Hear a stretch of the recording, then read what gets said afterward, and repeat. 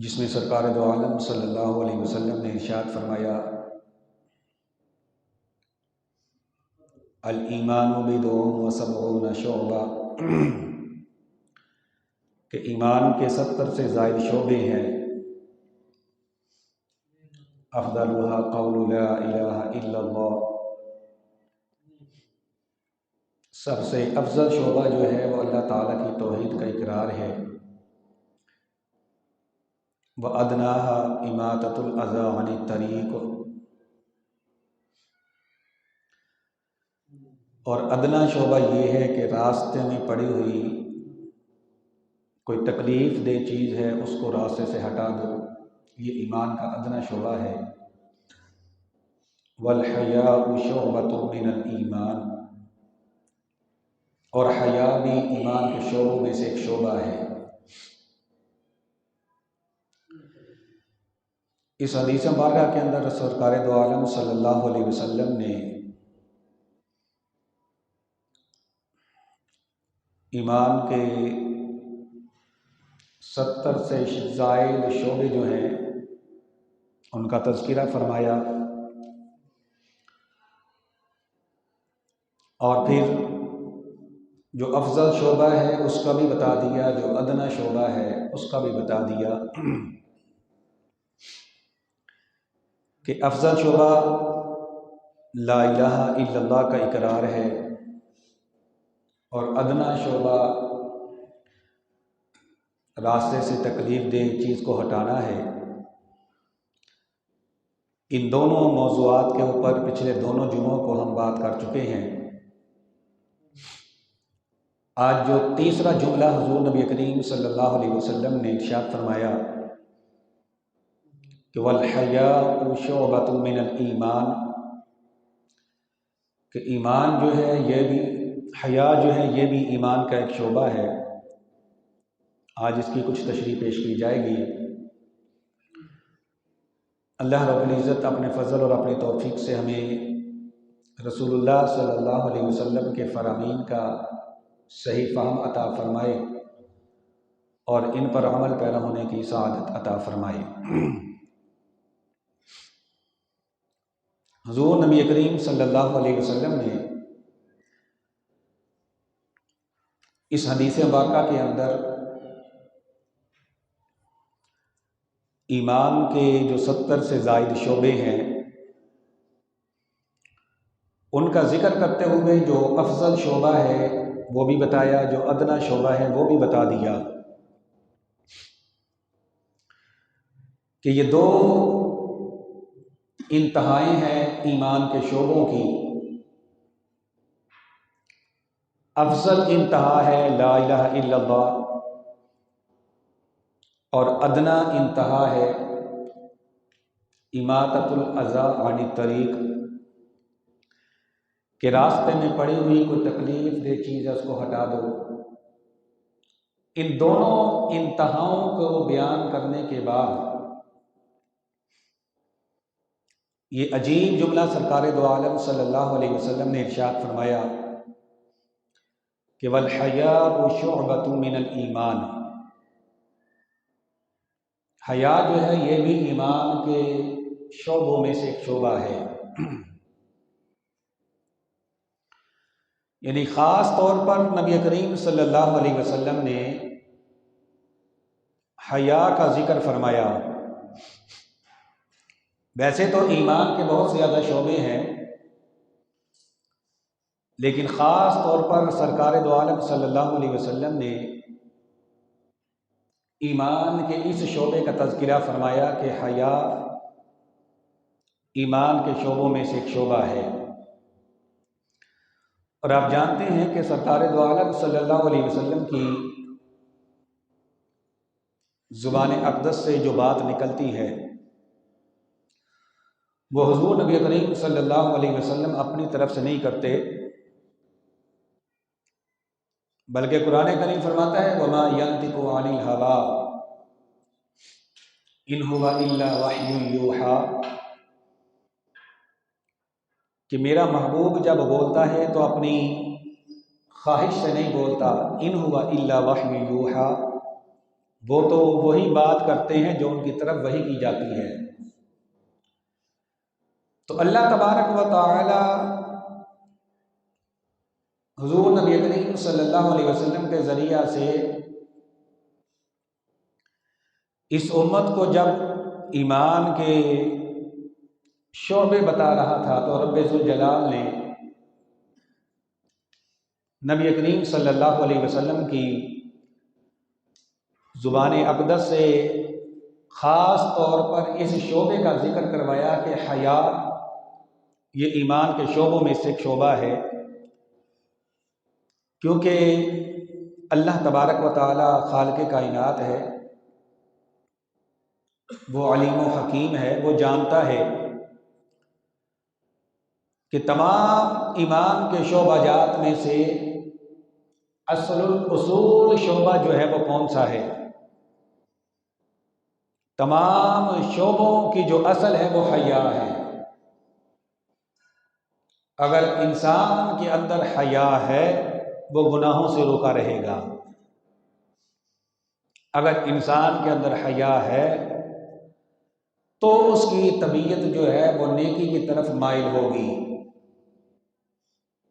اور جب حیا نکل جائے گا پھر سمجھ لیجئے کہ بند ٹوٹ جائے گا اور گناہوں کا سیلاب آ جائے گا۔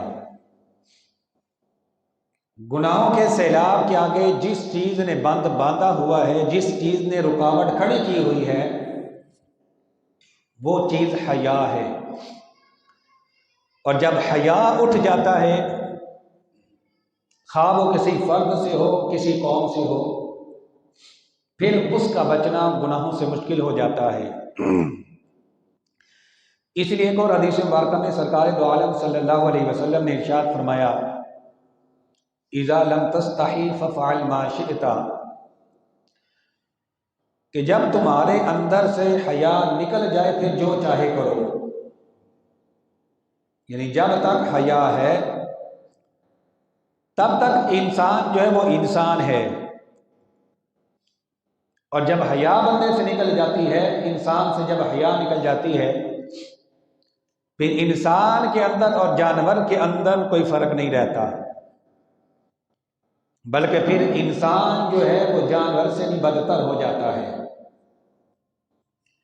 اس لیے کہ انسان کو عقل دی گئی ہے، شعور دیا گیا ہے اور علم دیا گیا ہے، جو کہ جانور کو نہیں دیا گیا۔ تو لہذا اگر انسان کے اندر حیا ہے تب تو وہ اشرف المخلوقات ہے، لیکن جب حیا نکل جائے گا، حیا کا جنازہ اٹھ جائے گا، پھر وہ انسان جو ہے وہ جانوروں سے بھی بدتر ہو جائے گا۔ تو یہ وجہ ہے کہ سرکار دو عالم صلی اللہ علیہ وسلم نے اس حدیث مبارکہ کے اندر ایمان کے جو شعبہ جات ہیں ان کا ذکر کرتے ہوئے افضل شعبہ بھی بتا دیا، ادنی شعبہ بھی بتا دیا، اور جو چیز ایمان کے شعبہ جات میں اصل الاصول تھی، جس کی سب سے زیادہ ضرورت تھی، اس کو حضور نبی کریم صلی اللہ علیہ وسلم نے الگ سے ذکر کرتے ہوئے فرما دیا، والحیاء شعبۃ من الایمان، حیا جو ہے یہ ایمان کے شعبہ جات میں سے ایک شعبہ ہے۔ اگر تم چاہتے ہو کہ تمہارے ایمان کے جو شعبے ہیں وہ برقرار رہیں تو اس کے لیے ضروری ہے کہ تمہارے اندر حیا ہو۔ جب تک حیا قائم ہے تب تک تمہاری طبیعت نیکی کی طرف مائل رہے گی، اور جب تمہارے اندر سے حیا نکل گیا تو پھر گناہوں کا سیلاب آ جائے گا جس کے آگے تم بند نہیں باندھ سکو گے۔ یہی وجہ ہے کہ آپ دیکھیے کہ شریعت اسلامیہ کے اندر بڑی تاکید کے ساتھ مرد و عورت کو حیا کا حکم دیا گیا۔ مردوں کے لیے بھی حیا کا حکم ہے کہ وہ بھی حیا کریں، اور بالخصوص عورتوں کے لیے زیادہ تاکید ہے کیونکہ عورت جو ہے وہ تو نام ہی حیا کا ہے، جس عورت کے اندر حیا ہے وہ عورت ہے، اور جس کے اندر حیا نہیں ہے وہ عورت نہیں ہے، پھر وہ تو جانوروں سے بھی بدتر ہے۔ اور یہی وجہ ہے کہ اسلامی شریعت نے چونکہ عورت کو زیادہ ضرورت تھی حیا کی، اس لیے شریعت نے عورت کو جو عبادات کا حکم دیا اس کے اندر اس کے حیا کا خاص خیال رکھا گیا۔ مثال کے طور پر دیکھیے کہ مرد کو حکم ہے کہ نماز با جماعت پڑھے، تنہا نماز پڑھنے سے جماعت کے ساتھ نماز پڑھنے کا ثواب 27 گنا زیادہ ہے۔ لیکن عورت کو یہ حکم دیا گیا کہ تمہارے لیے مسجد کی بجائے گھر میں نماز پڑھنا افضل ہے، اور یہ حضور نبی کریم صلی اللہ علیہ وسلم اس وقت ارشاد فرما رہے ہیں کہ جب خود رسول اللہ صلی اللہ علیہ وسلم جماعت کروایا کرتے تھے، اور اس وقت عورتوں کو اجازت تھی وہ مسجد میں آ کر مردوں کے پیچھے صف بندی کرتی تھی اور نماز حضور نبی کریم صلی اللہ علیہ وسلم کے پیچھے پڑھتی تھی۔ لیکن ایسے وقت میں بھی رسول اللہ صلی اللہ علیہ وسلم نے فرمایا کہ تمہارا گھر میں نماز پڑھنا یہاں مسجد میں نماز پڑھنے سے افضل ہے، اور پھر فرمایا گھر کے صحن کی بجائے برآمدے میں نماز پڑھنا یہ صحن میں نماز پڑھنے سے افضل ہے، اور پھر گھر کے کمرے میں نماز پڑھنا یہ برآمدے میں نماز پڑھنے سے افضل ہے، اور گھر کی کوٹھری کے اندر نماز پڑھنا یہ کمرے میں نماز پڑھنے سے افضل ہے۔ یعنی مطلب یہ ہے جتنا عورت چھپتی جائے گی اپنے آپ کو چھپاتی جائے گی، جتنا پردے کے اندر آتی جائے گی اتنا اللہ تبارک و تعالیٰ کی رحمت کے قریب ہوتی چلی جائے گی، اتنا اللہ تبارک و تعالیٰ اس کو زیادہ ثواب عطا فرمائے گا۔ اب دیکھیے کہ اس وقت میں کس عورت کی خواہش نہیں ہوگی کہ میں سرکار دو عالم صلی اللہ علیہ وسلم کے پیچھے جا کے نماز پڑھوں؟ کس کی یہ خواہش نہیں ہوگی؟ ہر ایک کی یہ جو بھی مومنہ ہے اس کی یہ خواہش ہوگی کہ میں حضور نبی کریم صلی اللہ علیہ وسلم کی اقتداء میں نماز پڑھوں۔ لیکن ایسے وقت میں بھی سرکار دو عالم صلی اللہ علیہ وسلم نے یہ فرما دیا کہ تمہارا یہاں مسجد میں آ کے نماز پڑھنا اس سے گھر میں نماز ادا کرنا یہ زیادہ فضیلت کا حامل ہے، اور گھر کا جو جتنا کمرہ جو ہے اندر والی سائیڈ میں ہے،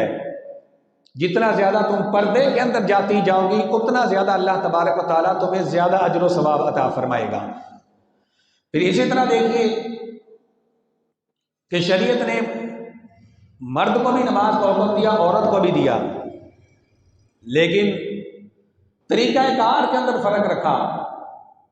مرد کو یہ کہا کہ یہ ذرا جسم کھول کے نماز پڑھو، رکوع کرنا ہے رکوع کے اندر کمر کو سیدھا کرو، پوری طرح جھک جاؤ رکوع کے اندر، پھر گھٹنوں کو پکڑو۔ اور عورت سے کہا کہ چونکہ تم عورت ہو تمہارے اندر حیا ہے، تم نے زیادہ نہیں جھکنا۔ رکوع کے اندر عورت کے لیے حکم کیا ہے؟ تم نے زیادہ نہیں جھکنا، صرف اتنا جھکنا ہے کہ تمہارے ہاتھ گھٹنوں تک پہنچ جائیں۔ مرد کی طرح رکوع کرنے کا عورت کو حکم نہیں ہے۔ پھر مرد کو حکم ہے کہ جب سجدہ کرو تمہاری کونیاں تمہاری رانوں سے جدا ہو، تمہارا پیٹ تمہاری رانوں سے جدا ہو، اور کھل کے سجدہ کرو، جسم کو کھولو، تمہارے جسم کے اعضاء کھلے ہوئے ہوں جب تم سجدہ کرو، تمہاری پنڈلیاں تمہاری رانوں سے جدا ہوں، تمہاری کونیاں تمہاری رانوں سے جدا ہوں، تمہارا پیٹ تمہاری رانوں سے جدا ہو۔ اگر کوئی اس طرح سمٹ کر سجدہ کرے تو یہ مکروہ ہے۔ مرد اگر اس طرح سجدہ کرے، مرد کو حکم ہے کہ کھول کر سجدہ کرے، لیکن جب عورت کی باری آئی، حالانکہ اس نے گھر میں نماز پڑھنی ہے، کمرے کے اندر نماز پڑھنی ہے، پردے کے اندر نماز پڑھنی ہے، اس کے باوجود اس کو حکم دیا کہ جب تم نے سجدہ کرنا ہے مرد کی طرح سجدہ نہیں کرنا، تم نے سمٹ کر سجدہ کرنا ہے، تم نے اپنی کوہنیاں اپنی رانوں کے ساتھ لگا کے رکھنی ہے، اپنا پیٹ اپنی رانوں کے ساتھ لگا کے رکھنا ہے، جتنا سمٹ کر سجدہ کرو گی اتنا تمہارا سجدہ اللہ تبارک و تعالیٰ قبول فرمائے گا۔ اب ہم اندازہ کریں کہ یہ عبادت ہے، اور عبادت کے اندر بھی عورت کو حیا سکھایا جا رہا ہے کہ تم نے عبادت کے اندر بھی حیا کا دامن نہیں چھوڑنا۔ عبادت اللہ کی ہو رہی ہے، پردے کے اندر ہو رہی ہے، بند کمرے کے اندر ہو رہی ہے، وہاں پر بھی حکم یہ ہے کہ تم نے حیا کا دامن پکڑ کے رکھنا ہے، اور نماز اس طریقے سے ادا کرنی ہے جس میں حیا کا پہلو نمایاں ہو۔ تو اب آپ اندازہ کریں کہ جو شریعت جو ہے وہ عورت کو نماز کے اندر ذرا سی بے پردگی جو ہے اس کی اجازت نہیں دیتی، وہ شریعت بے پردہ ہو کر عورتوں کو بازار میں گھومنے کی اجازت کیسے دے گی؟ وہ شریعت کیسے اجازت دے گی کہ عورت بے پردہ ہو کر غیر محرموں کے سامنے جائے؟ وہ شریعت کیسے اجازت دے گی کہ خوشی کی تقاریب کے اندر عورت جو ہے وہ بن سور کر دوسرے لوگوں کے سامنے جائے؟ جو شریعت عبادت کے اندر جو شریعت جو ہے عورت کو بے پردگی جو ہے وہ نہیں کرنے دیتی، اور حیا کا پہلو جو ہے اس کو مد نظر رکھتی ہے۔ اس طرح دیکھیے کہ نکاح کے اندر ایجاب و قبول ہوتا ہے، جب نکاح ہوتا ہے مرد و عورت کا ایجاب و قبول ہوتا ہے، یعنی مرد سے پوچھا جاتا ہے تمہارے نکاح کے اندر فلاں عورت کو دیا جا رہا ہے، تم اس کو قبول کرتے ہو؟ مرد اگر خاموش رہے نکاح نہیں ہوگا، اس کا زبان سے اقرار کرنا ضروری ہے کہ زبان سے اقرار کریں ہاں میں اس کو قبول کرتا ہوں۔ لیکن شریعت نے یہ کہا کہ اگر عورت سے یہی پوچھا جائے تمہیں فلاں مرد کے نکاح میں دیا جا رہا ہے، تم اس کو قبول کرتی ہو؟ اور شریعت نے کہا کہ اگر عورت خاموش ہو جائے، زبان سے اقرار نہ کرے، خاموش ہو جائے، اس کی یہ خاموشی جو ہے اسی کو اقرار سمجھا جائے گا، اس لیے کہ وہ عورت ہے اور اس کے اندر مرد سے زیادہ حیا ہے۔ مرد کے لیے کہا کہ تم نے اقرار کرنا ہے، لیکن جب عورت کی بات آئی تو کہا چونکہ وہ حیا کا پیکر ہے، اس لیے اگر وہ زبان سے اقرار نہ بھی کرے، خاموش ہو جائے، تب بھی اس کا اقرار تصور کیا جائے گا۔ ہاں اگر وہ زبان سے انکار کر دے پھر نکاح نہیں ہو سکتا، لیکن اگر وہ خاموش ہو جائے، اقرار نہ بھی کرے، اس کی یہ خاموشی جو ہے اسی کو اقرار سمجھا جائے گا۔ یہ شریعت نے عبادات کے اندر بھی عورت کے حیا کا اتنا خیال رکھا کہ ہر عبادت کے اندر اس کو یہ سکھایا گیا کہ چونکہ تم عورت ہو، تمہارے اندر مرد سے زیادہ حیا ہے، اور رب ذوالجلال تمہاری فطرت سے، تمہاری سازش سے آگاہ ہے، کیونکہ اس نے تمہیں پیدا کیا ہے، اس لیے اس نے تمہارے حیا کا ہر عبادت کے اندر خیال رکھا۔ تو جس پروردگار عالم نے عبادت کے اندر عورت کے حیا کا خیال رکھا، عورت کے پردے کا خیال رکھا، وہ پروردگار عالم کس طرح اس بات کو گوارا فرمائے گا کہ وہ عورت جو ہے پھر عبادت کے بغیر بھی بے پردگی کرے، اور حیا کا جو اللہ تبارک و تعالی نے جو اس کو چادر عطا فرمائی ہے حیا کی، وہ اس کو اتار کر پھینک دے، اللہ تبارک و تعالی اس کو کیسے گوارا فرما سکتا ہے؟ تو اس لیے حضور نبی کریم صلی اللہ علیہ وسلم اس حدیث مبارکہ میں فرما رہے ہیں وَالْحَيَاءُ شُعْبَةٌ مِّنَ الْإِيمَانِ، کہ جو ایمان کے 70 سے زائد شعبے ہیں، ان میں سے جو اصول شعبہ ہے کہ جس کی بنا پر سارے شعبہ جات قائم ہیں، وہ حیا ہے۔ اگر تمہاری طبیعت کے اندر حیا ہے، تمہاری طبیعت نیکی طرف مائل ہوگی، اور اگر حیا نہیں ہے تو فرمایا اذا لم تستحی فافعل ما شئت، کہ جب تیری طبیعت سے حیا نکل گیا، تیرے کردار سے جب حیا نکل گیا، پھر تو جو چاہے کر، تو تجھے اب کھلی چھٹی ہے، اس لیے کہ اب تیرے اندر حیا ہی نہیں ہے، اب تو اشرف المخلوقات نہیں رہا، اب تو جانوروں سے بھی زیادہ بدتر بن جائے گا۔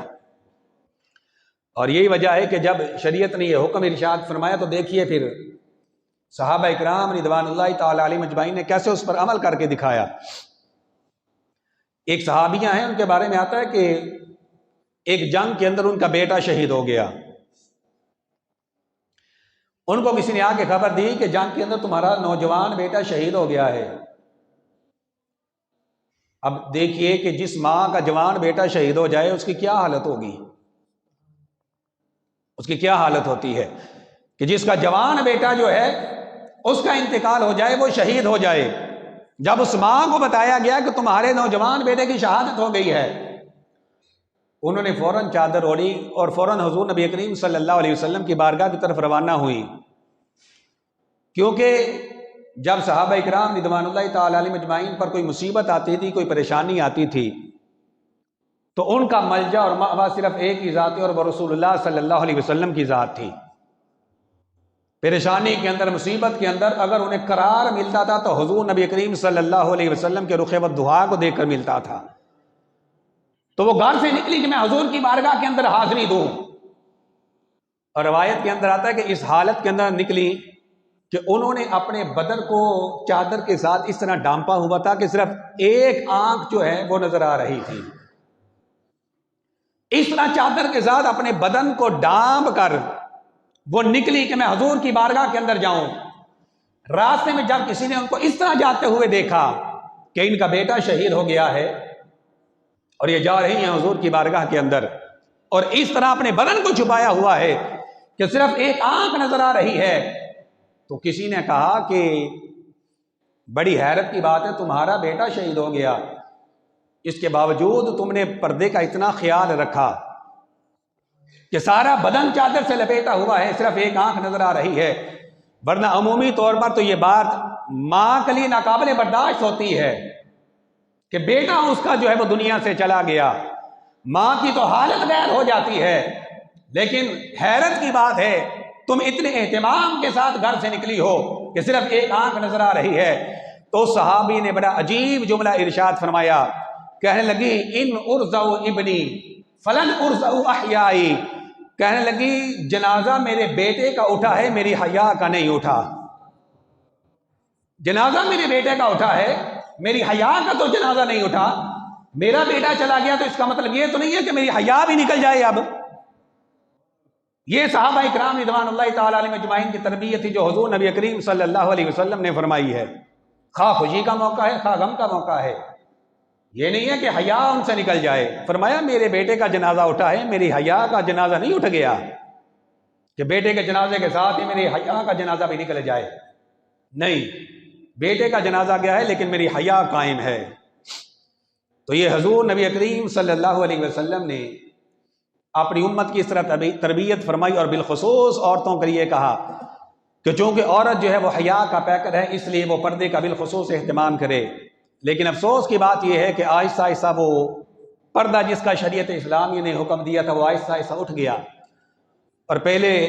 برقعے اترے، پھر سروں سے دوپٹے اترے، پھر وہ جو ایک لکیر کی طرح دوپٹہ رہ گیا تھا گلوں کے اندر وہ بھی اب اتر گیا ہے۔ اب حالت اللہ ماشاءاللہ یہ ہو گئی ہے کہ نہ چہرے کا پردہ ہے، نہ سینے کا پردہ ہے، نہ کمر کا پردہ ہے۔ عورتیں جو ہیں وہ بالکل باریک اور چست لباس پہن کر بازاروں کے اندر نکل رہی ہیں، اور ماں باپ جو ہیں انہیں کوئی شرمندگی نہیں ہے۔ ایک وقت تھا کہ جب ماں باپ ان باتوں کو پسند نہیں کرتے تھے اور اپنی اولاد کو اس طرح کی حرکتیں کرنے کی اجازت نہیں دیا کرتے تھے، ناراضگی کا اظہار کرتے تھے، روکتے تھے۔ لیکن افسوس کہ آج وہ وقت آ گیا ہے کہ ماں باپ نہیں روکتے،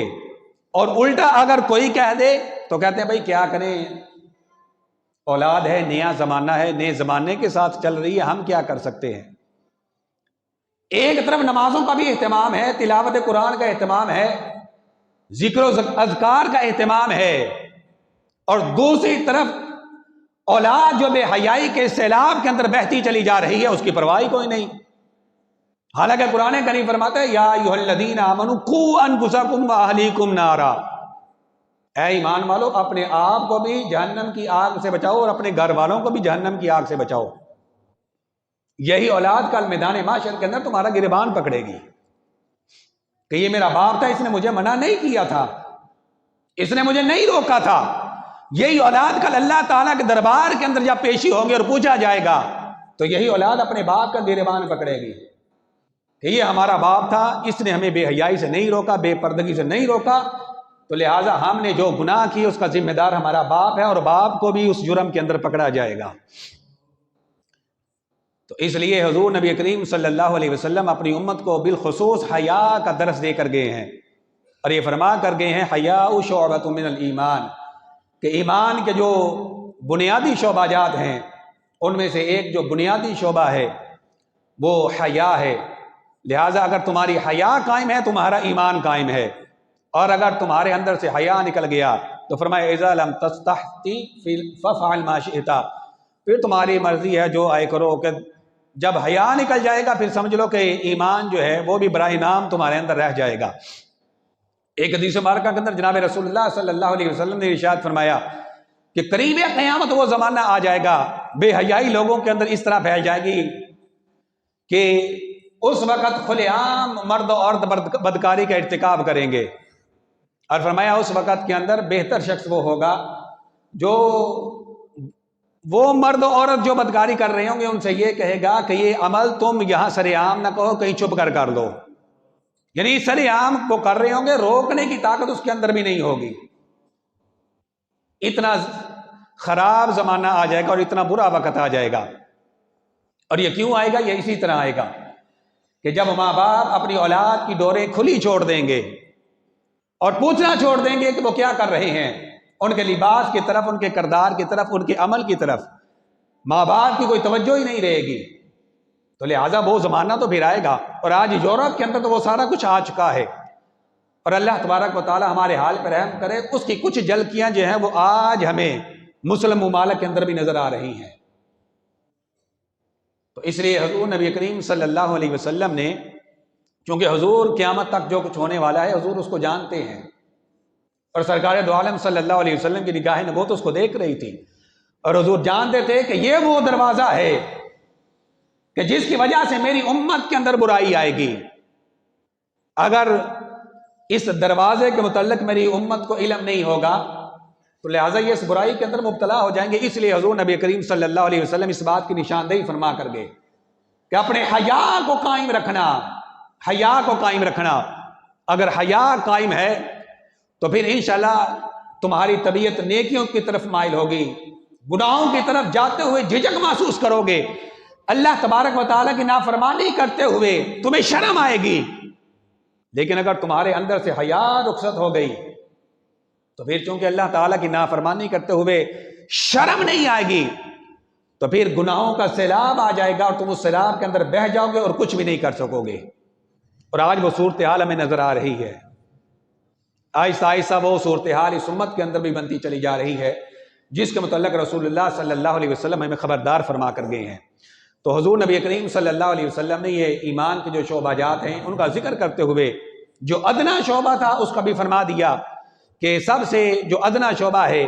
وہ ہے کہ راستے میں کوئی تکلیف دہ چیز پڑی ہے اس کو ہٹا دو۔ افضل شعبہ جو ہے اس کا بھی بتا دیا کہ اللہ تبارک و تعالیٰ کی توحید کا اقرار یہ سب سے افضل شعبہ ہے، اور پھر ان دونوں انتہاؤں کے درمیان جس چیز کی سب سے زیادہ ضرورت تھی، ایمان کے 70 سے زائد شعبہ جات میں سے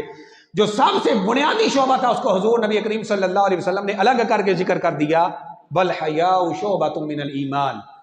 کہ حیا ایمان کے شعبہ جات میں سے ایک شعبہ ہے، اور یہ بنیادی شعبہ ہے اور اصل الاصول ہے تمام شعبہ جات کی، اس کو قائم رکھنا۔ اللہ تبارک و تعالی حضور نبی کریم صلی اللہ علیہ وسلم کے ان فرامین پر عمل کی توفیق عطا فرمائے، اور حیا جو ہمارے معاشرے سے رخصت ہو رہا ہے اللہ تبارک و تعالی اپنے فضل اور اپنی توفیق سے اس کو واپس لے آئے۔ خالق کائنات جل مجدہ ہم سب کو نبی کریم صلی اللہ علیہ وسلم کے ان فرامین کے مطابق اپنی زندگی بسر کرنے کی توفیق عطا فرمائے۔ باخر دعوانا